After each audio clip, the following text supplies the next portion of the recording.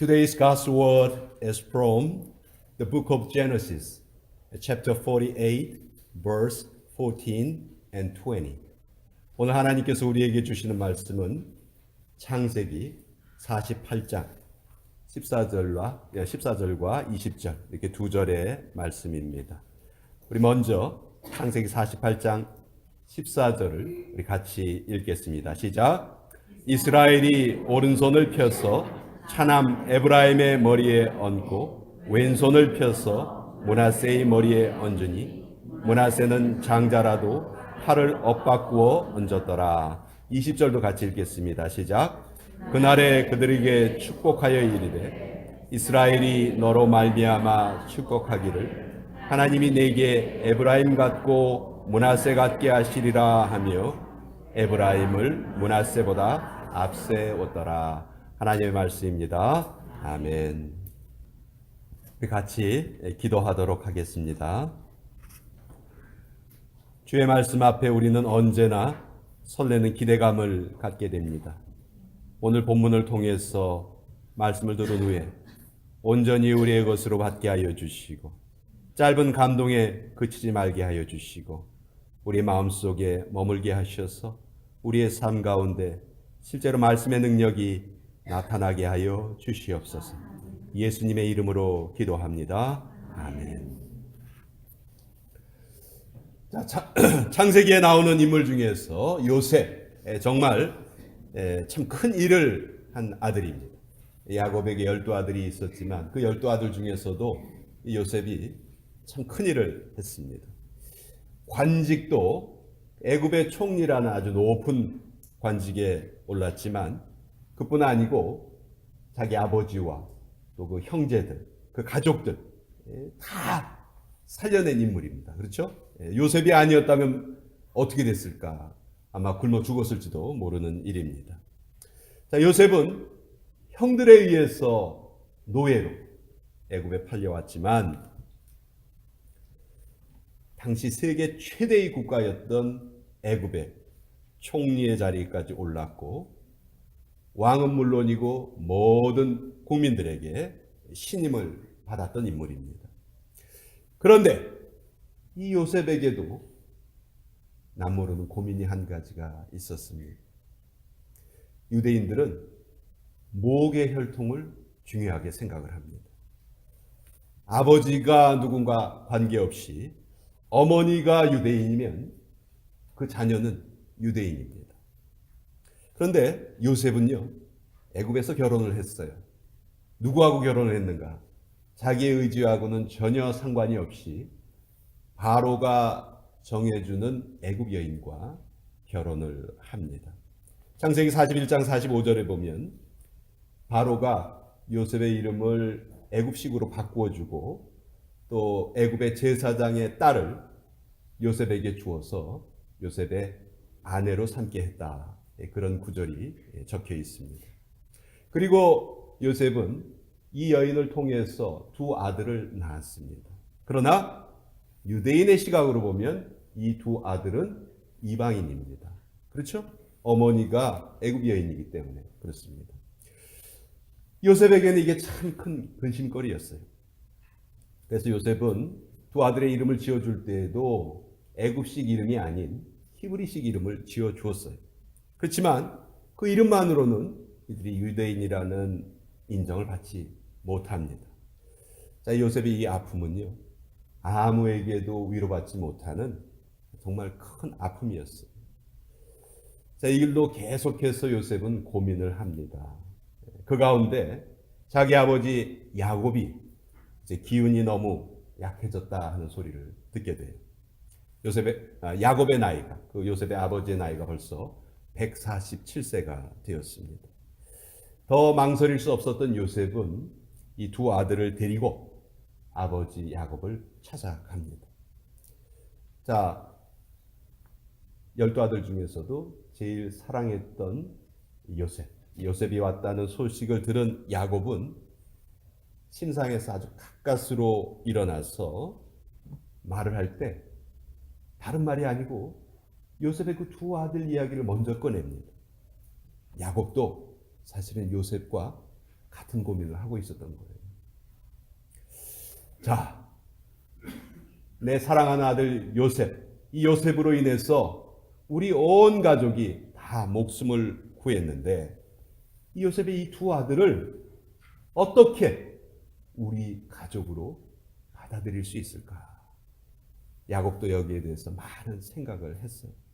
그리고 이때 야곱은 정말 깜짝 놀랄 만한 제안을 요셉에게 합니다. 내가 너의 두 아들들, 즉 나의 손자들을 나의 아들들로 양자로 삼겠다.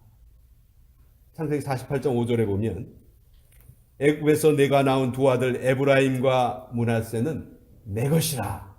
야곱이 자기의 것이라고 선언을 합니다. 루벤과 시몬처럼 내 것이 될 것이다.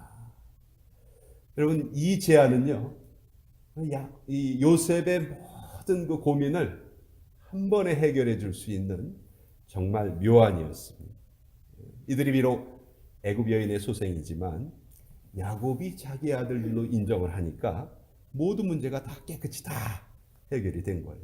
그래서 나중에 이스라엘의 12지파 이름에 이 므낫세와 에브라임, 요셉의 두 아들의 이름이 여기에 들어가게 되는 것이죠. 사실 요셉이 이 두 아들의 이름을 지을 때는요, 그 안에 이 요셉의 신앙 고백이 담겨져 있어요. 여러분, 큰아들 이름이 뭐죠? 큰아들 이름이 므낫세였어요. 므낫세. 창세기 41장 51절에 요셉이 그의 장남의 이름을 므낫세라 하였으니 하나님이 내게 내 모든 고난과 내 아버지의 온 집 일을 잊어버리게 하셨다 하며. 므낫세란 이름은 무슨 뜻이냐면요, 과거를 잊어버리게 하셨다, 그 뜻이에요. 여러분 생각해 보세요. 다른 사람도 아니죠. 자기의 형제들에 의해서 노예로 팔렸잖아요. 그렇죠? 또 애굽에 가서도 신앙을 굳게 지키려고 했는데 어떻게 됐어요? 감옥에 갇히게 되죠. 그 정말 꽃 같은 청춘을 노예로 보내고 죄수로 보내고, 여러분 얼마나 고통스러웠겠어요. 그런데 요셉은 자기 큰아들의 이름을 통해서 자기 믿음을 고백하는 거예요. 한마디로 과거를 청산하겠다. 나는 이미 지나가 버린 과거 때문에 더 이상 현재 영향받지 않겠다, 이 말이에요. 우리 주변을 보면요, 많은 정신질환이 과거에서 벗어나지 못해서 생기는 거예요. 과거에서 벗어나지 못해서 신경쇠약에 걸리고 우울증에 걸리고 그러는 거죠. 이런 점에서 요셉은 참 지혜로운 사람이었다 하는 것을 우리가 알게 됩니다. 자기 큰아들의 이름을 과거 청산이라는 이름을 지으면서 과거로부터 해방된 거예요. 그런데 여러분, 우리가 과거로부터 해방이 중요하지만 거기에서 머물러서는 안 됩니다. 둘째 아들의 이름이 무엇인가? 요셉의 둘째 아들의 이름이 뭐였죠? 에브라임이었어요. 에브라임 무슨 뜻입니까? 41장 52절에 보면 차남의 이름을 에브라임이라 하였더니 하나님이 나를 내가 수고한 땅에서 번성하게 하셨다 함이었더라. 이 에브라임은 미래의 번영을 담은 이름이에요. 그러니까 과거를 청산하는 므낫세, 그리고 미래의 번영을 약속하는 에브라임. 언제나 이 둘이 짝을 이루어야 되죠. 그렇죠? 과거에 매이면 우리 미래가 없어요. 그렇지만 과거를 잊는다 할지라도 미래로 뻗어나가지 못한다면 소용이 없는 것이죠. 그래서 형의 이름은 과거청산, 동생의 이름은 미래번영. 그래서 창세기에 보면 이 형제들의 이름을 나열할 때 이제 형이 므낫세니까 므낫세가 먼저 나오고 에브라임이 뒤에 나오고 이렇게 나와요. 근데요, 참 재미있는 게 이게 구약성경 중간쯤 가면요, 순서가 바뀌어요. 므낫세가 첫째고, 그러니까 므낫세, 에브라임 이 순서였는데 구약성경 중간쯤 가면 에브라임, 므낫세로 순서가 바뀌어요. 그리고 더 뒤에 나오는 예언서에 가보면 아예 므낫세 이름이 사라져버려요. 에브라임만 등장을 합니다. 하나님께서 북이스라엘 부르실 때 나의 백성 에브라임아 이렇게 부르시거든요. 여러분 이건 뭘 말하는 걸까요? 저는 이렇게 생각해요. 하나님의 백성들의 역사 이해는 과거 청산 므낫세보다 미래 번영 에브라임이 더 중요하다는 말이 아닐까 저는 그렇게 생각을 합니다. 우리 성도들에게도 중요한 것이 미래예요. 내가 지금 생각해 보세요. 미래에 대한 생각을 더 많이 하고 있나 아니면 과거에 대한 생각을 더 많이 하고 있나 여러분 한번 점검해 보세요. 과거에 대한 생각이 많다. 그러면 난 늙은 거예요.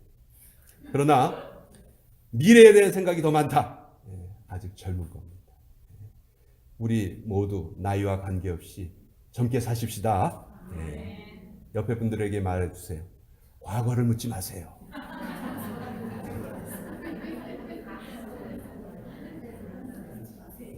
과거는 흘러간 거예요.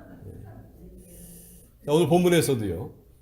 야곱이 요셉의 두 아들을 축복하는 장면이 나오는데 둘째 아들에게 자기 오른손을 얹고 첫째 아들에게 자기 왼손을 이렇게 얹습니다. 여러분 이 147세의 야곱 이때 육신의 눈은 물론 어두웠어요. 그렇지만 영적인 눈은요 아주 밝아 있을 때입니다. 야곱이 이렇게 손을 엇갈려서 축복을 한 것은요 실수로 있었던 일이 아니에요. 아주 의미 있는 일이었습니다. 이때 요셉은요 자기 아버지가 실수를 한 줄 알았어요. 그래서 자기 아버지의 손을 바꿔주려고 해요. 근데 이때 야곱이 뭐라고 대답을 하냐면요 창세기 48장 19절에 나도 안다 내 아들아 나도 안다. 알고 있다는 거예요. 둘째에게 오른손을 얹었다는 걸 알고 있다는 거예요. 근데 왜 그러면 야곱이 이렇게 손을 엇갈려서 축복을 했을까? 요새는 뭐 장남이나 차남이나 차별이 없는 시대입니다. 그렇지만 지금으로부터 수천 년 전에 이 중동 지방에서 첫째 대신 둘째가 오른손에 축복을 받는다. 이건 상상할 수 없는 일이었어요. 근데 왜 그랬을까? 사실 야곱은요. 둘째로서의 서름을 누구보다 잘하는 사람이에요. 그렇죠?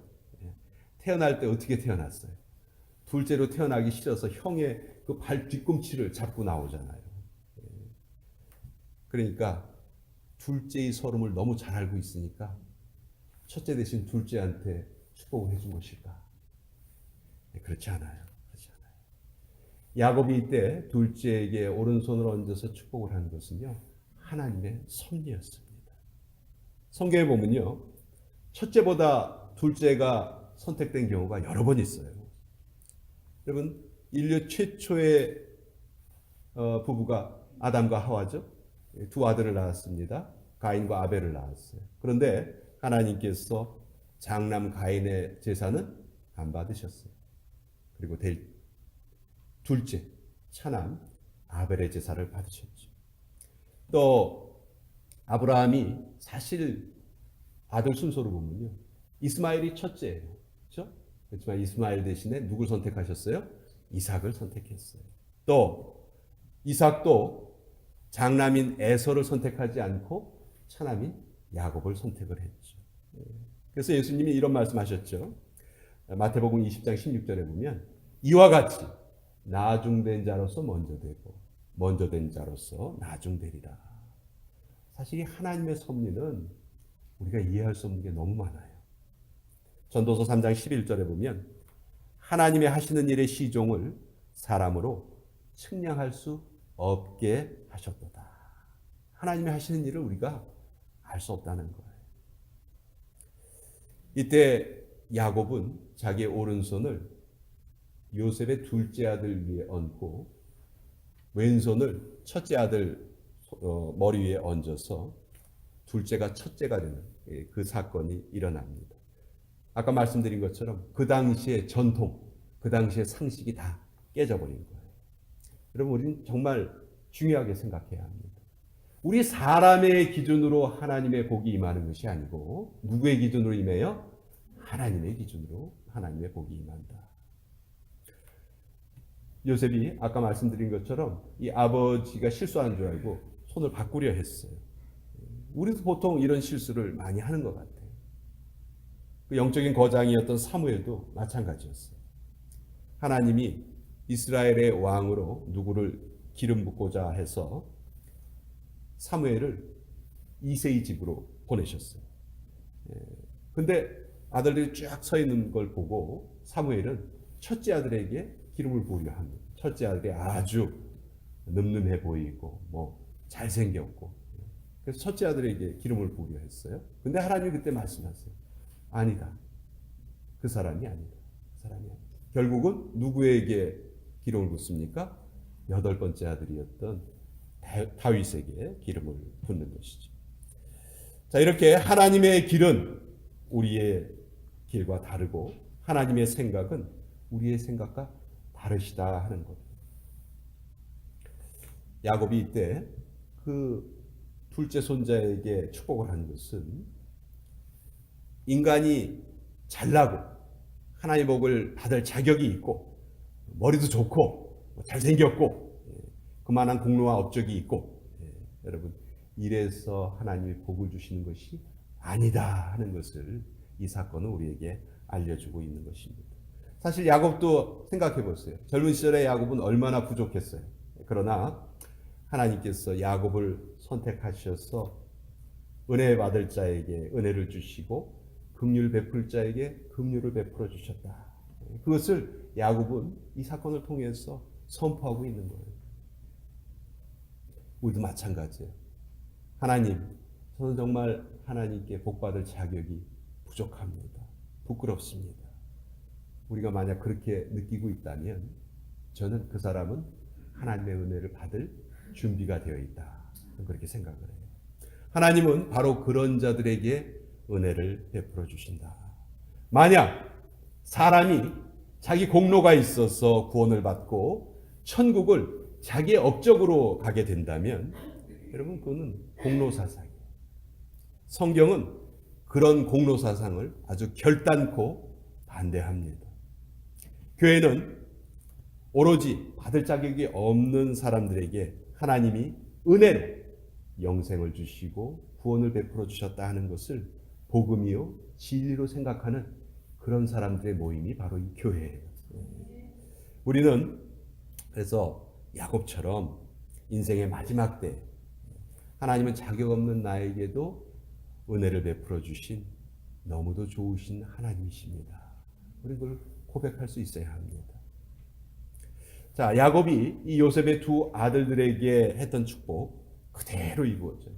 450년 후에 약속의 땅 가나안을 정복하고 그 땅을 배분을 할 때 이 요셉의 두 아들, 즉 므낫세 지파하고 에브라임 지파는 가장 비옥하고 가장 넓은 가나안의 중심부를 차지합니다. 가나안 땅 전체의 약 3분의 1에 해당하는 넓은 땅이었어요. 야곱은 이때 참 부족했던 젊은 시절이 있었지만 그 노년의 삶은 하나님의 비밀을 알았고 아브라함의 언약의 계승자로서 그의 인생을 12아들들에게 축복을 하면서 가장 아름답게 마무리를 합니다. 자, 우리도 그런 야곱처럼 우리 인생의 후반전도 이제 하나님의 말씀으로 우리 모두가 충만해지고 하나님의 비밀을 알고 하늘의 비밀을 알고 그것을 서로 나누는 그런 복된 자로 살아가시기를 주님의 이름으로 부탁드립니다. 아멘. 기도하겠습니다.